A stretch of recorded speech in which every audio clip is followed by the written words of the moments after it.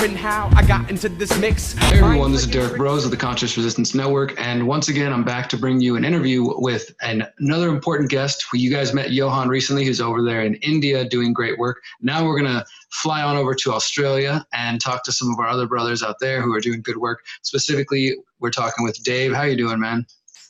I'm doing great, Derrick. Thanks for having me on. I'm really grateful and appreciative I can be on this platform. But yeah, how are you doing? I'm doing good today, man. It's been, we were just catching up a little bit before the interview, and we've, just a background for some of the audience, we've known each other online for a little bit, but I think this is actually the first time we're talking face to face. So that's always cool when you can connect with people that you've sort of collaborated with through the digital world and actually make a, somewhat of a face-to-face, and hopefully soon we'll be talking in person. But the reason we're having the conversation today is because we've been communicating for well over a year now, and you are just doing so much phenomenal work. You and the crew of people out there who you're working with and collaborating with, doing great work in Australia. And so I want to give you a chance to talk about some of that work, some of your background, and then of course, more specifically, how you and the group out there have taken the FreedomCells concept, the mutual aid groups, and kind of just really taken it to the next level, I'd say. So before we get into all that, why don't you give the audience a little bit of background on yourself and just, what you're about and who you are. Oh, cool. Well, hi, everyone in the Conscious Resistance Network. My name's Dave. I'm the founder of a freedom cell in Melbourne, Australia called Mindful Militants. We're active on Instagram and YouTube, where we post things like gardening and growing food tutorials. And we also interview different people. We have a series on YouTube called Agents of Change, where we interview different people that are doing really cool things in the alternative Bitcoin space and whatnot. I founded and sort of started the official Freedom Cell Discord group, which grew to about, I think, 70 people across 27 states, including Australia, United States, Ireland, the UK, India, where Johan's from. I also have started doing workshops around freedom cells at different alternative festivals and stuff like that, mostly around community organizing and organized anarchy, as Bob Podolsky has referenced it as. I work and volunteer with a activist conference in Tasmania called NUCON, which is a 5-6 day activist conference that is really close to my heart. I'm involved in a few other direct action animal activist groups around, and I sort of, in my free time, I help people adopt to sort of Bitcoin transactions and stuff like that as well. So yeah, basically a lot of my passions in the truth-seeking space has mostly been around community engagement and how I can inspire and network people together. So all these people that are really into truth-seeking and building a better world aren't so disenfranchised, aren't so disconnected. So I've been doing that for quite a long time. And when I found out about the Freedom Cell project through you and how you had adopted from Bob Podolsky's work, I also found how that model also linked in with a bunch of other anthropologists that I follow, like Robin Dunbar, who talk about ideal numbers for group sizes and group organizations, and also fit into another model called sociocracy and holocracy. So when I found that, I got really, really, really, really excited. And then I wanted to really try and accelerate that and propel that as well. And I've had a lot of success just through the website alone. I've found 2 people. Like this microphone I'm using right now is from a guy that I met on freedomcells.org who lived like quite close to me. And because he had gotten a new microphone, and he's part of Mindful Militants, he kindly shared those resources with me. So already just from the website alone, I've found people who will want to help out and, mutually support each other and stuff like that. So it's been really good having that website. And then I took it to the Discord to have, a next level up. And we were hosting international conference calls. We were talking with people from all around the United States about ways to have from Queensland, like single moms. I even flew to Sydney to do a course in trading, and I met up with someone that I met through the Discord. He was one of the first people to join the Discord, a dude called Rad from Sydney, who's sort of being involved with a freedom cell up there called the Free Humans. So yeah, it's been really good so far, and it's still just in early days. Like when I think about my freedom cell, when I think about freedom cells in general, I refer to it just as a seedling, and it's just going to grow and grow and grow from here, which is really exciting to like. Yeah, absolutely.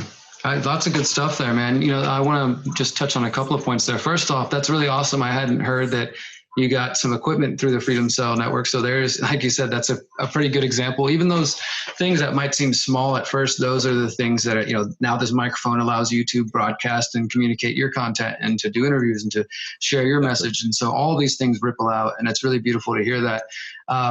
Yeah, and it's been great, as I said, to watch you guys from afar. And I definitely recommend everybody who's watching to follow them on Instagram. And I want to get more into the Mindful Militants now. Tell us a little bit more specifically. Maybe somebody's hearing this and they're like, militant. Oh no, what is this? What is this all about? But then you got the mindful aspect there. So break down what Mindful Militants. Obviously, it's a freedom cell, but more specifically, what's the deal with your freedom cell? Yeah, so the deal with our Freedom Cell is basically I launched it in 2018. I'd been on the website freedomcells.org for a long time, trying to connect with different people, and then after a while, I sort of took it upon myself to sort of envision a name, envision symbology, and envision something. So the group was no longer just an ideological idea. So I created the name and whatnot, and then sort of was going around representing this group. And I found that was a great tool for people to not only hear what it was about, but sort of get attracted to it. So basically, Mindful Militants is just a collective that's empowering each other with health, education, and community. The name sort of comes from having the archetype of being a warrior and being a soldier, and sort of going into this sort of fight that we're in a conscious, mindful manner, and being supportive of each other and growing and helping and learning. So that was established in 2018. At the start, it was mostly just me, being me, just waving my hands above my head, being like, "Hey, does anyone want to come and join this this cool fucking idea?" And then after a while, we've had people join and then leave different elements of engagement. But at the moment, we have about 9 members, which I'm really happy about. We just surpassed that 8 ideal number that Bob Podolsky talks about. We have members mostly in the southeast of Melbourne. We also got them in the west and whatnot. So once we sort of keep expanding, we're really hoping to sort of have more sort of dedicated groups and chapters, as we're going to call them, in different parts of the city, which has been really good. And different members contribute to the Instagram. All the platforms are shared within the group.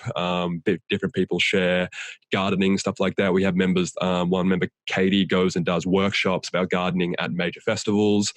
We have another member, Josh, that's doing lots of work with helping deliver donations to the bushfire victims and stuff like that. So we have just different members and different militants in different parts of the city and whatnot, helping doing different respective things, which is really cool. And I'm really proud of just how much this has grown and just the community. And not only do we just do a lot of social activist related stuff, we do hiking trips together. We're basically just like a community that helps each other, and then we can help accelerate knowledge and accelerate learning. And there's so many ideas that we've had within the group that we're really looking to propel and sort of put forward. So yeah. That's all really great stuff. I like the idea that the Freedom Cell shares the social media platform, so everybody can kind of contribute. Like, hey, like you said, one person shows that the workshops they teach, somebody else is highlighting the community gardening work they're doing. That's really awesome. And I did see some of the pictures of you guys out on some hikes and stuff. And I think that not only in regards to the Freedom Cell mutual aid network type, activism, is that important to have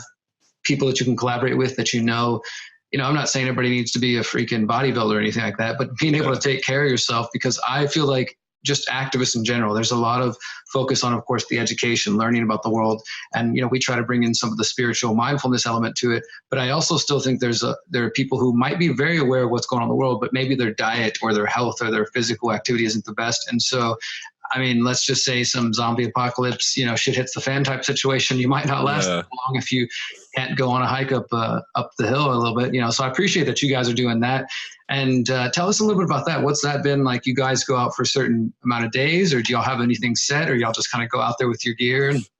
Yeah, so the last hikes, we went to a place called the Grampians, and we did a 40-kilometer 3-day hike, which was really good because it was literally just a week after we got a new member called Andy, who was really, really excited about the group. And for us to be able to go away on like a 3-day hike and share equipment and share food and just like be disconnected from like social media and everything, it was a great bonding experience and a great character building experience for all of us. And as much as like, because in our Discord group, we're always sharing, events to go to and workshops to go to and, more serious aspects. So when we can just sort of come back and, go and see a movie together or go and do hiking together or go do something that is incentive for socialization, but isn't always like this super serious thing, I think is a really good because you're going to have those moments in between, whether it's, you know, creating bug out plans or, you know, sort of working together to, you know, maybe contribute to a blockade or building the infrastructure of the group. You're going to have those moments in between where just coming together to socialize in a positive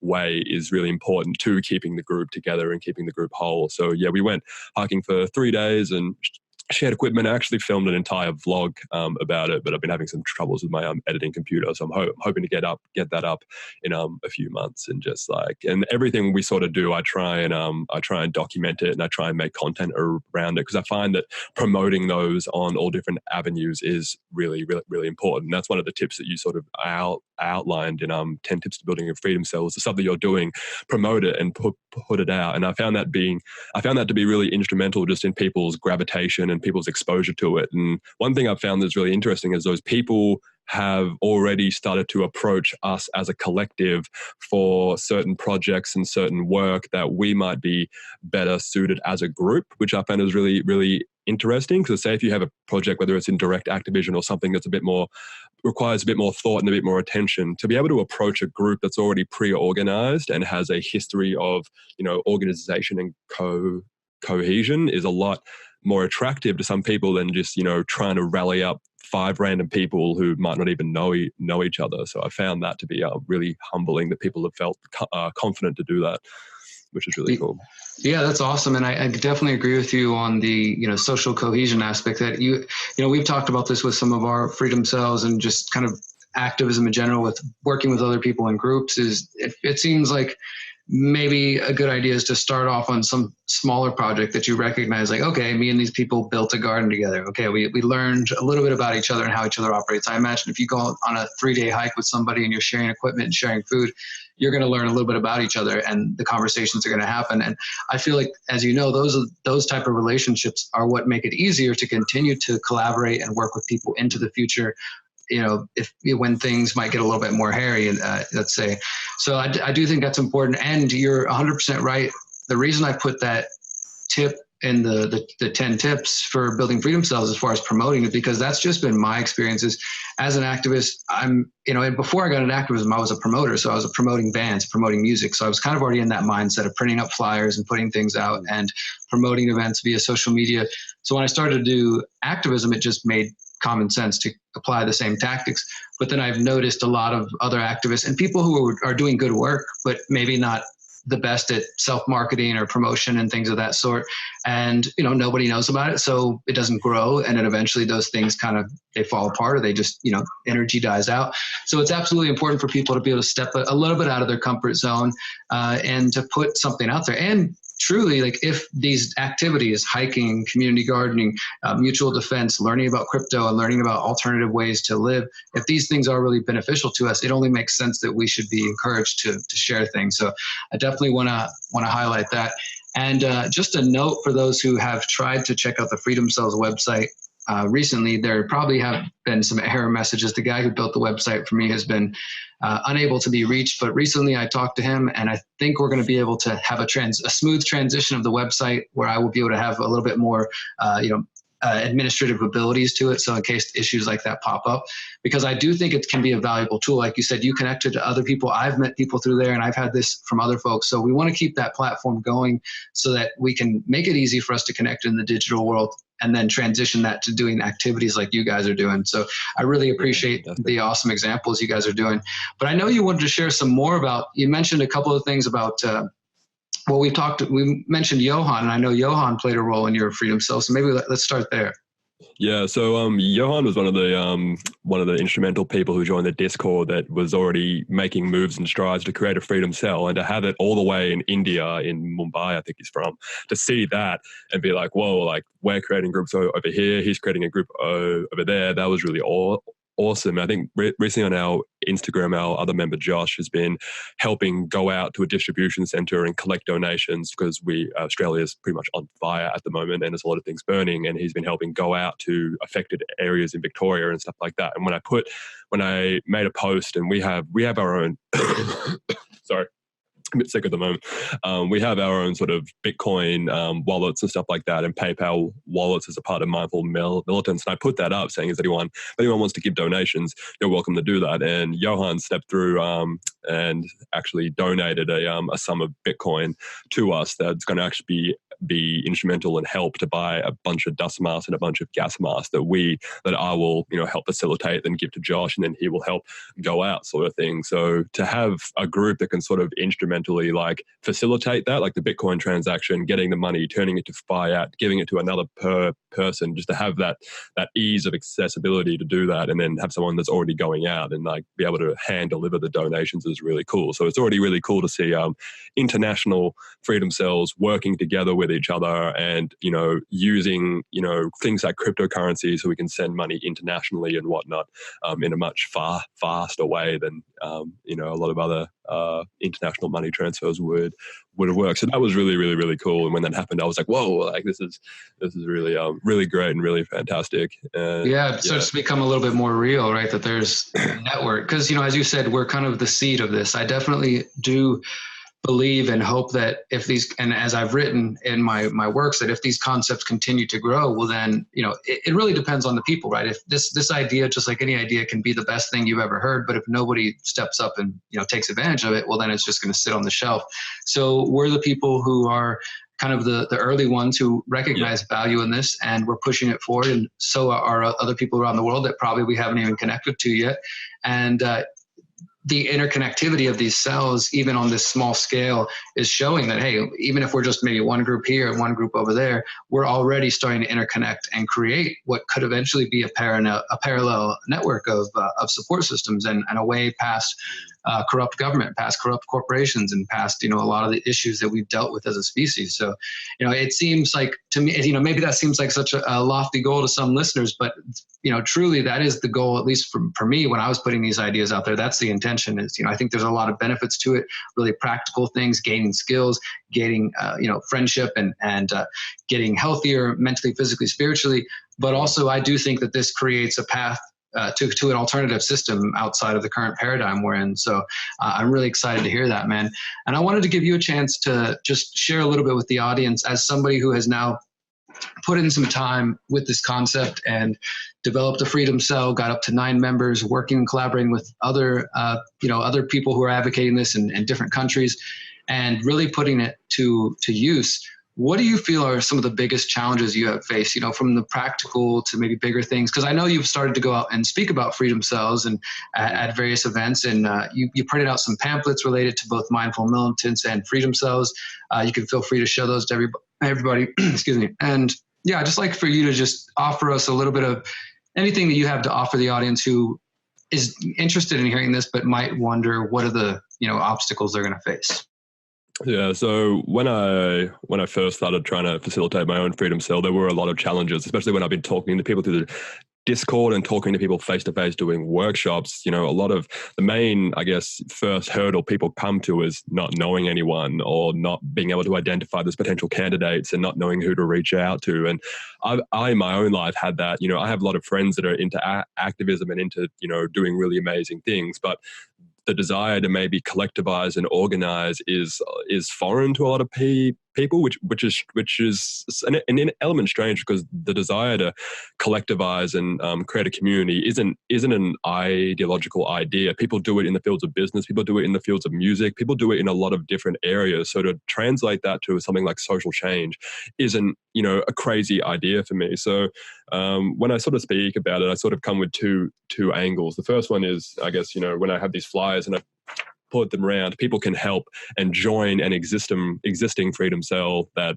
is quite attractive to a lot of people, because it's already a framework that exists, and they can go on our blogs and look at our values and look at the things that we're doing and be like, this is something I want to join, and it's something that they can be attracted to. And then there's the second way I sort of propose it, where it's like, if you don't resonate with what we're doing, whatnot, you might not like the name, you might not be the biggest fan about growing food or whatever our focuses are and our certain specializations are, you can go and just create and join your own Freedom Cell. And that's just like a pamphlet that, gives people access to the Freedom Cell Discord, tells them about the website. And I'm always open and helpful to try and mentor and help people to create their own freedom cells on whatever they want, and maybe they have people in their own lives already. Maybe they're already in an affinity group or an anarchist group where they can bring over that structure already. And that's sort of what I try and do, because I found a lot of people, and in my own activist groups in the animal activist space, and when I go to different conferences, there's a lot of people that already have an organized group, and they're already doing things within the same numbers of 8 to 12 people, but they don't necessarily call themselves a freedom cell. And I've found that to be the case in a lot of areas. So I sort of use freedom cells more as like a terminology, more than sometimes a movement, sometimes, because there are people that are already doing that. So if I can help bring them organizational tools and different ways to organize their group, that's fantastic. But one of the biggest challenges I've found is identifying potential candidates, realizing that different people will have different levels of engagement. Well, we're in a society where a lot of people are still trying to make ends meet. They're preoccupied with their careers and their jobs. There will be people where one person will be like very, very involved and always wanting to build the group and, go on hikes and do these things and do these other things. And there's another person who is always up for it, but their involvement in the group communication might only be once a week or something like that. And it's important to be really sympathetic and empathetic to all those kinds of people and do things that allow that incentive for socialization and that cohesion to happen, because not everyone's going to be on 100% the same level of engagement. And I think that's a big thing that I've learned. That's a great tip and a great insight, man. Yeah. And another thing I found is creating a communications hub is a really, really big thing. Having a centralized, sort of localized place where you can have all your communication, whether it's a group chat, whether it's a private Discord group, whether it's just something where you can. I found we use Discord as our sort of main area. There's also apps like Slack and whatnot where you can sort of share. We share everything from upcoming events. So we share our upcoming events. We share music with each other. We share our notes with each other. And we have other things. So we have an encrypted chat. We have an encrypted Dropbox for more sensitive topics that we want to use. But it's all about that, about sacrificing that sort of security for convenience sort of thing, because we did look at a lot of sort of group cohesion sort of platforms that are encrypted, and there's not really that many. So that's another thing I found that it is really imperative, creating a good sense of cohesion. And then probably the third thing and the final thing I'll bring up is creating a sense of like personality around your group. Creating a personality.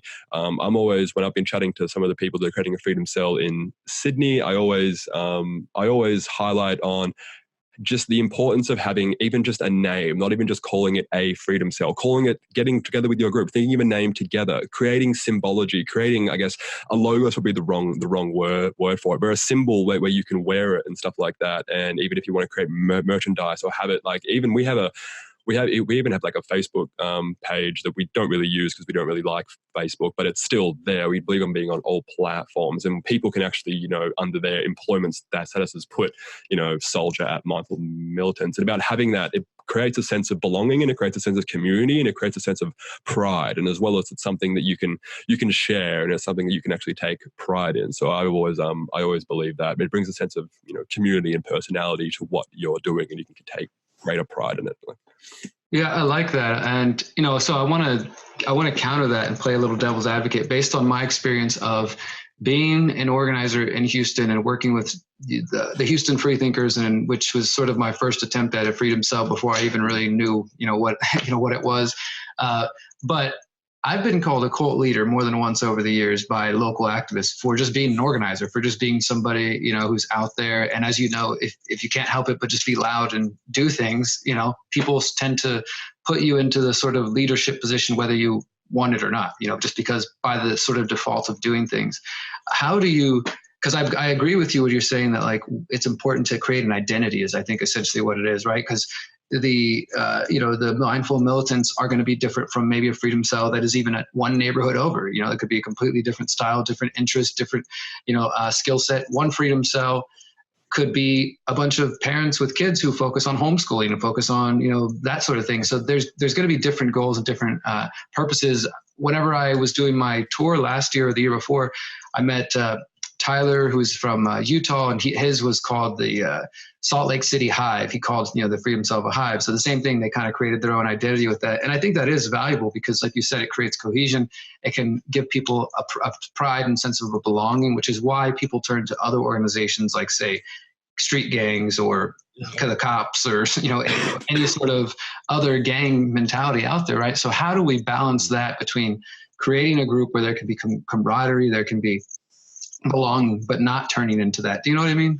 Yeah, that's a really, really fantastic point. And it's something that, I've done work with a certain animal activist group that I helped sort of propel in Melbourne. And we do market stalls and whatnot. And due to the nature of our activism, we have to cover our faces a lot. And I've had people come up to me like quite drunk at music festivals and start parading me that I'm a part of a terrorist group and I'm a part of a terrorist cell and whatnot. And you will sometimes get those people, but it's interesting though with when it comes to and I've thought about this a lot, when it comes to people organizing under a common goal, it's often treated with a sense of an animosity and negativity, which is strange. If you try and get a bunch of people and start moving out to a farm and growing veggies, you're a cult. If you have a bunch of people who are in the city that are forming around a common goal, you're a gang and whatnot. There seems to be just this demonization of community and demonization of people collectivizing unless you're the government or the police or something, and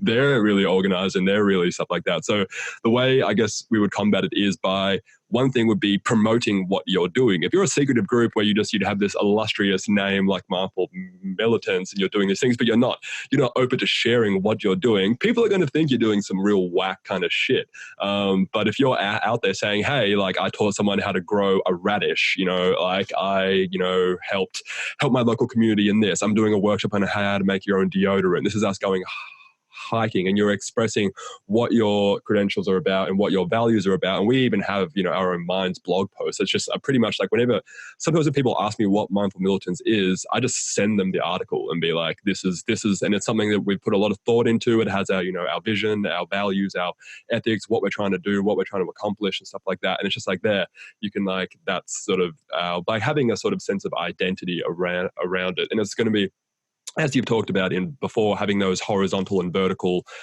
strategies. It's going to be hard for people in your local community to label you as, a terrorist in a gang when you're helping, I guess, fight racism, or you're selling eggplants at your local farmer's market, and there's been cases of that where just recently there was an incident in my local community in Melbourne, my neighborhood where I'm from, where last year there was a incident at the local beach where it got on the news where African skinned people were causing a ruckus, and it caused this big surge of xenophobia and racism. And literally just the other day, I found a poster at my bus stop saying we must unite and protect our beaches from African people that are terrifying Anglo-Australians and all this shit. And I started reading it thinking oh wait, people are coming together to create community events. This is great. And I kept reading and I'm oh wait, this is charged with xenophobia and whatnot. So we as Mindful Militants have actually created a response poster that we're going to stick next to all these flyers and all these things, being sort of educating these people that community defense is a good idea, but when it's charged with xenophobic views, that's not okay, and you're not welcome in our community. And if people are uncomfortable with this, they can contact our group. And we've been going around actually sort of tearing down those, because I have people in my certain neighborhood that feel very threatened by that and stuff like that. So to be able to do that and be able to be a good community force for good, and I've even seen walking around, and I've found posters where people have already ripped them down that weren't even a part of our group. So obviously in our community, I've been talking to people within my community at my bus stops if this is okay, and no one likes it. So to be able to have that presence in our local community of doing good is a really prominent thing, and just doing good and promoting those sort of things. So that's the way I would curve negative gang-like mentalities. So. I agree 100%, man. And that's really good to hear, because in relation to what you just said about somebody kind of organizing coming from a racist or xenophobic place, that gives those who employ FreedomCells and mutual aid networks there was, I don't know if it's still active, but at one point in Houston, we had like a renters defense league. So if like, shitty landlords were trying to run people out under some crappy circumstances, people would come form essentially FreedomCells and try to prevent this from happening, or shutting off people's water, but also coming together to protect marginalized groups of people whenever, bullshit like that pops up. So I think that's important. And I also agree with you that the answer to combating people's speculation or theories or just whatever about, the activities of activists and people coming together in groups, because you're right, it's okay to come together in a large group if you're a state or if you're a bunch of cops or just whatever. Yeah.